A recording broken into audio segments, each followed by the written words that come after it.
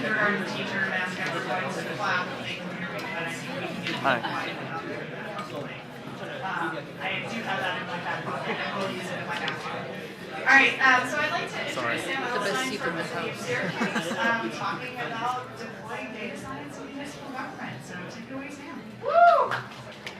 Hi everyone. So this is Gordon. I am Sam Edelstein from the city of Syracuse, New York, which is right in the middle of the state, and I'm the city's chief data officer. So we were lucky enough to work with Data Science for Social Good last year to work on trying to identify risk in our water main system. We experience hundreds of water main breaks every single year, and when I first joined the city, the mayor, this is a major priority for the mayors to try and improve infrastructure in a sort of typical Rust Belt city around the country. So we would go and talk to the water department and say, why do water mains break? We would get 100 different answers, probably all of them right in some way, but they were all different. And they would all identify different parts of the city where things were the worst, or they would say, well, you just got to replace the whole system. Which didn't work when it's going to cost $1 billion to do it, and we have a $16 million budget deficit, so we don't have a ton of cash to throw around. So we came to Data Science for Social Good and said we need help on identifying where the greatest risk is in our water main system, so that we can appropriately go and replace water mains when we have the money to do it. If anyone ever came to drop a load of cash with the city, we would know how to best spend it. So of course that took a lot of convincing, getting the water department behind us to kind of do this work, to collect all the data. Our fellows were good enough to do some hand input of data by looking in 100-year-old notebooks to figure out the type of material that the pipes were made of. But they created a model that gave us we were about 6 times better at predicting where water mains are going to break than we would have been if we just chose at random. Which is exciting and great, and so we could create cool maps like this where we can show where things most at risk, and some people really thought that was cool, but the people who are actually in the field, they don't use maps all that often, at least not ones where you can click on a computer and see what's best, and again, they sort of had their opinions on where things were worst off. So we had to do a lot of work even after we'd explained the process.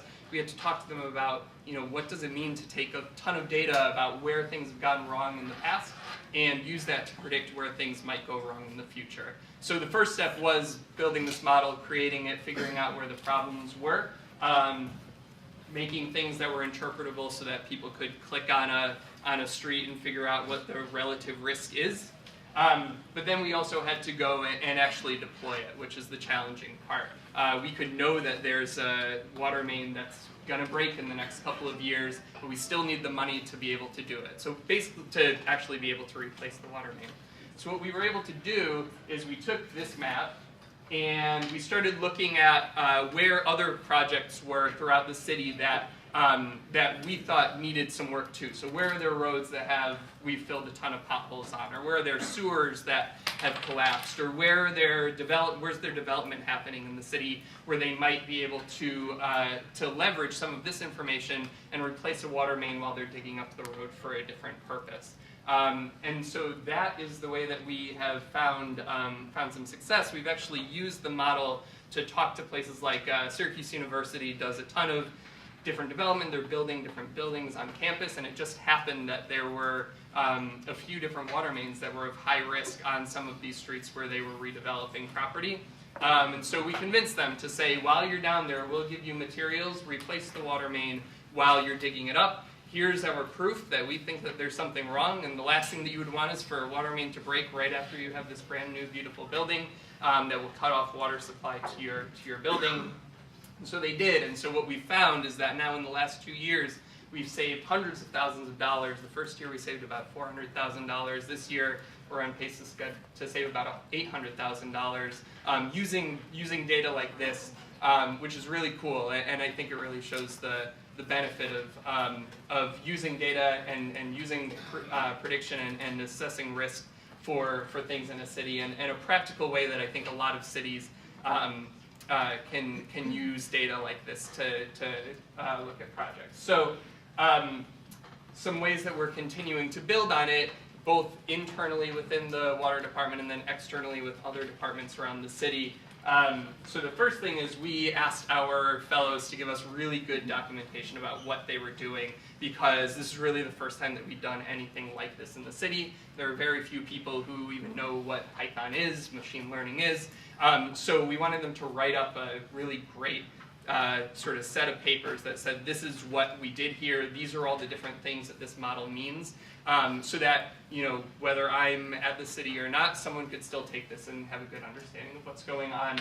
We've also now worked with Syracuse University, so a lot of the hard part was getting the data into a shape where it needed to be to build the model initially, but now that it's all there, it's a lot more understandable for our students at Syracuse University. It's a good chance for them to get practical experience in seeing what a social good problem is in a city like Syracuse that's local to them. They know the city itself, and they can apply it. And then we've also used it to say, like, look, this is successful. We see water main breaks happening where they thought they were going to, and we can take that around and say, this is just one application of something like that. We have a lot of infrastructure problems. We have other problems in the city where we can use historic data to predict results. And so that's been a way for us to sort of start a conversation with otherwise skeptical departments to say, this is working, it's saving us money, it's making a water department that often doesn't look good. And so, let's do it some more, and let's find other partners that can help build it out. So that's our story. Perfect. Thank you.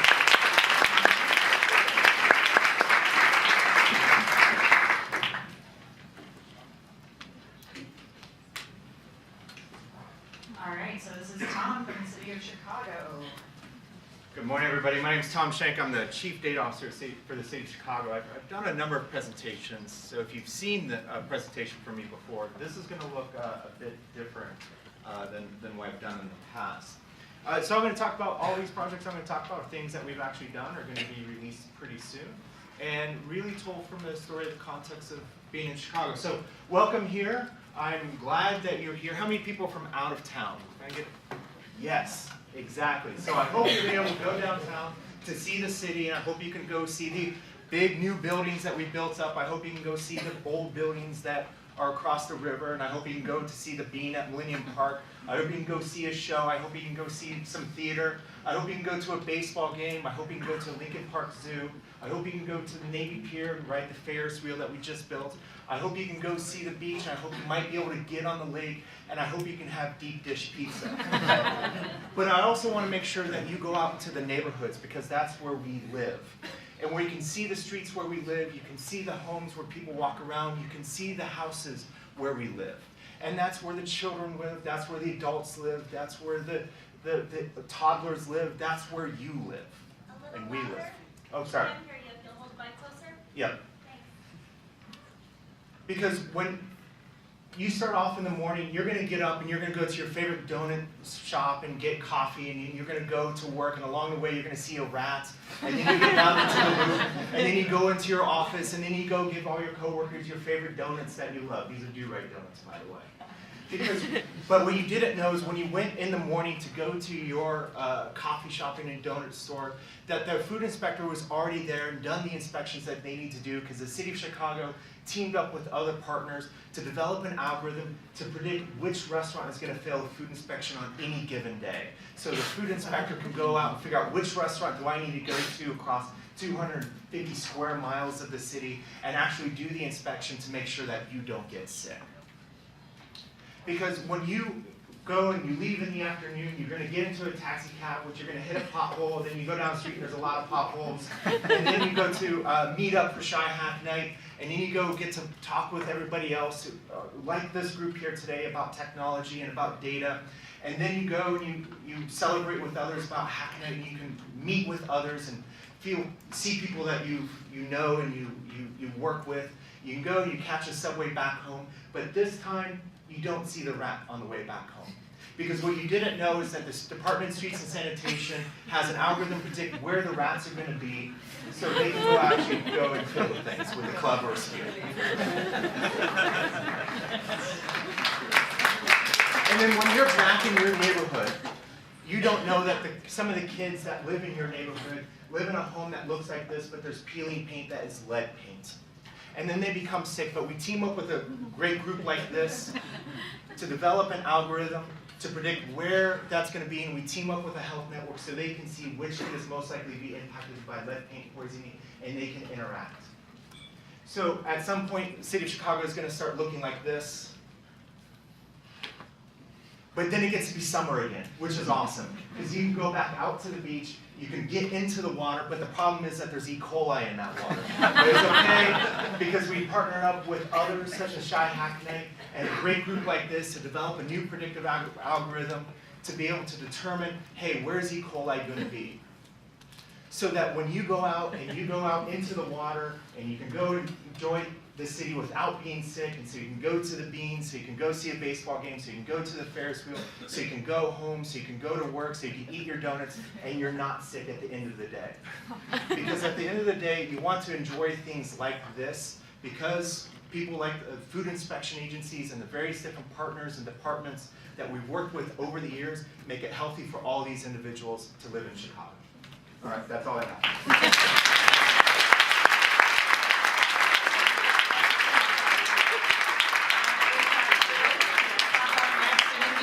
Tell from what Raid said earlier about getting food, there's so much food in Chicago outside of deep dish pizza and Italian beef, but that's not a bad start. So we'll take it away, Joe.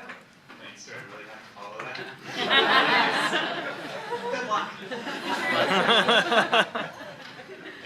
Thanks everyone. So today I'm going to talk about some challenges and opportunities that we've discovered while deploying what Warren talked about before, which is the early intervention system for police officers. In this particular case, we've been working with multiple departments, starting with Charlotte-Mecklenburg Police Department, moving on to the Metropolitan Nashville Police Department. We've also worked with Pittsburgh, and we're currently working in San Francisco. In those police departments, we have a bunch of data about what they're doing. We've used that, we've built models, and we've done a much better job than what the police departments were doing originally to identify officers who are at high risk of these events.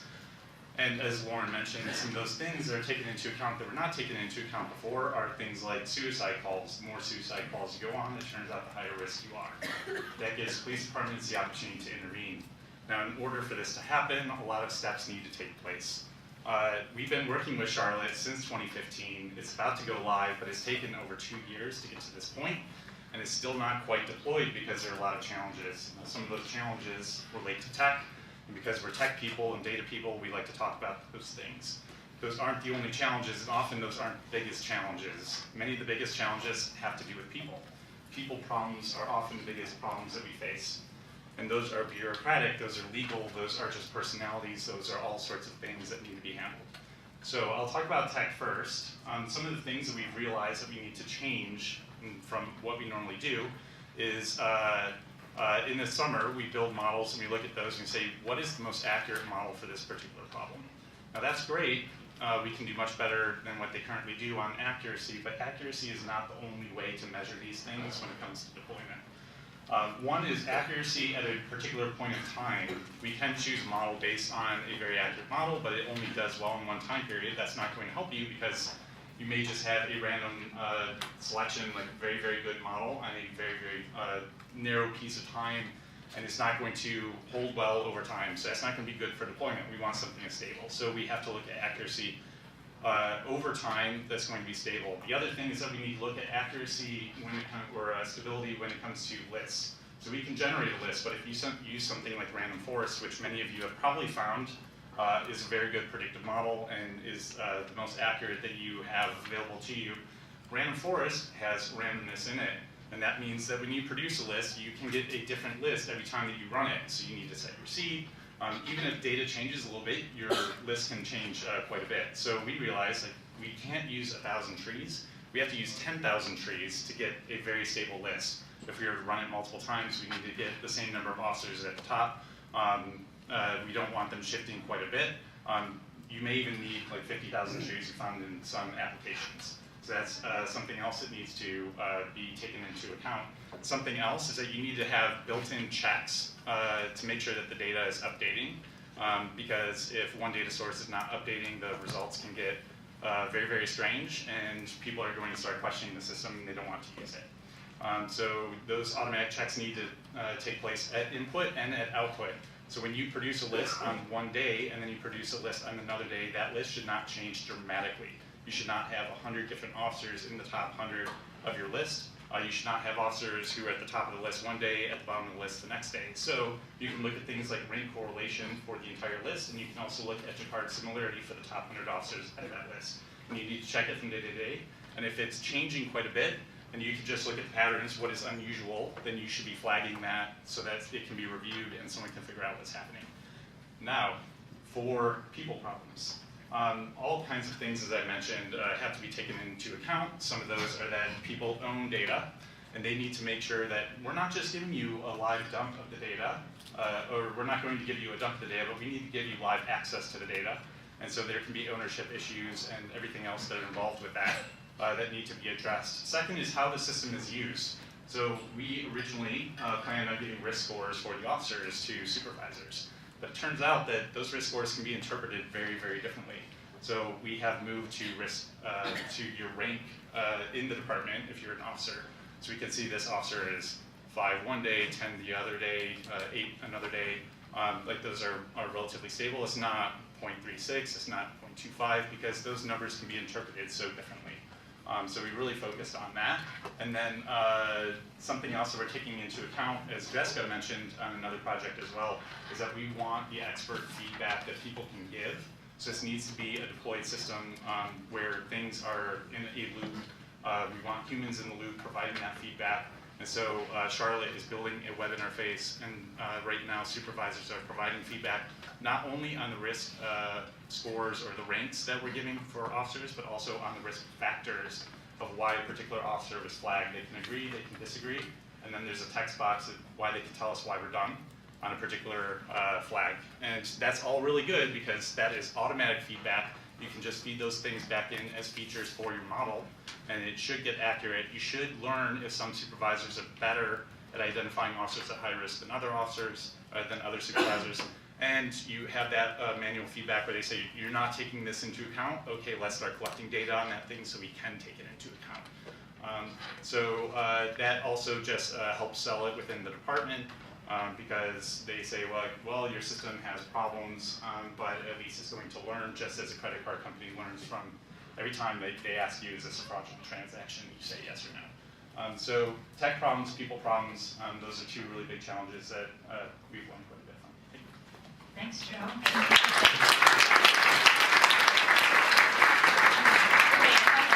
People who have posters that wanted to present really quickly up here in a row. What we're going to do, I'm going to have a timer. Each person's getting 30 seconds. We're going to get 2 microphones going so that the next person's ready to go. I may be like waving like an idiot up here, so that means stop and hand off the microphone to the next person, okay? So if you haven't noticed, there are some posters along the back of the room here. People will be near their posters at lunch, so come talk to them if what they say here is interesting and compelling and you want to learn more, because this is not going to be enough time to learn everything that they did in that time. So, we're going to go. Hi, I'm Julia Stojanovic.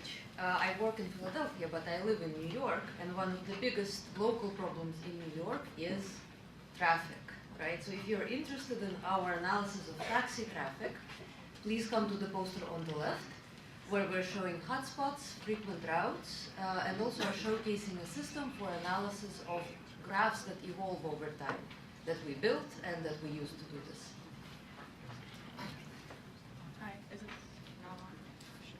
Hi, I'm Madison Arnsberger. I'm an undergraduate student at Virginia Tech.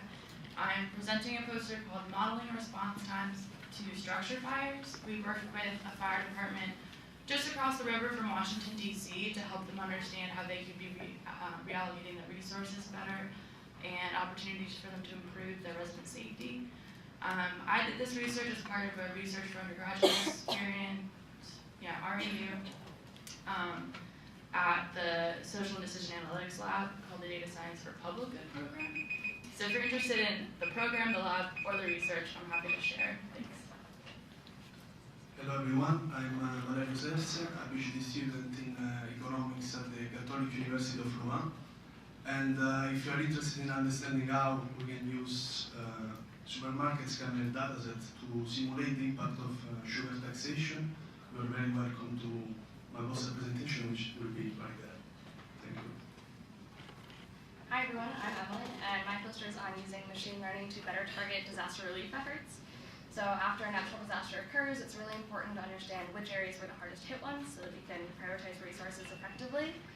This is often done via crowdsourcing with people hand labeling maps, time-intensive, labor-intensive, etc. So I built a neural network that can more quickly and more accurately identify damaged buildings using imagery from Typhoon Haiyan in the Philippines. And then from this, create maps that are basically a hotspot showing which areas are the most damaged to prioritize efforts. And this work was done during the Meadows bootcamp, so if you're curious about that, you can come talk to me as well.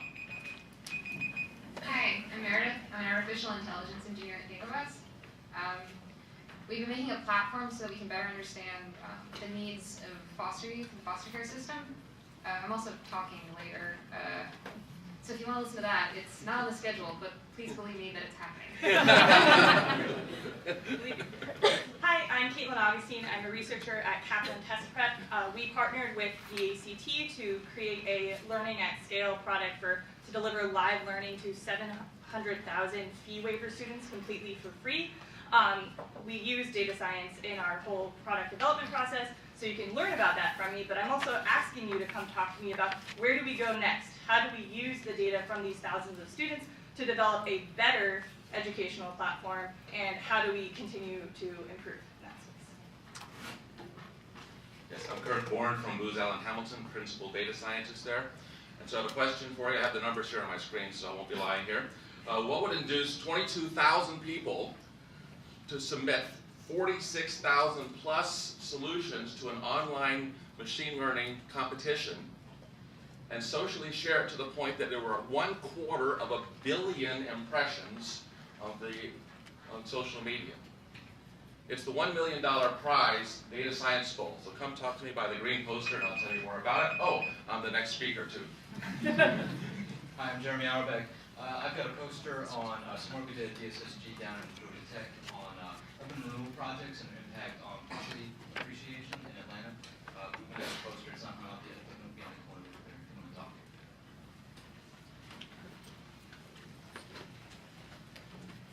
Thank you, everyone.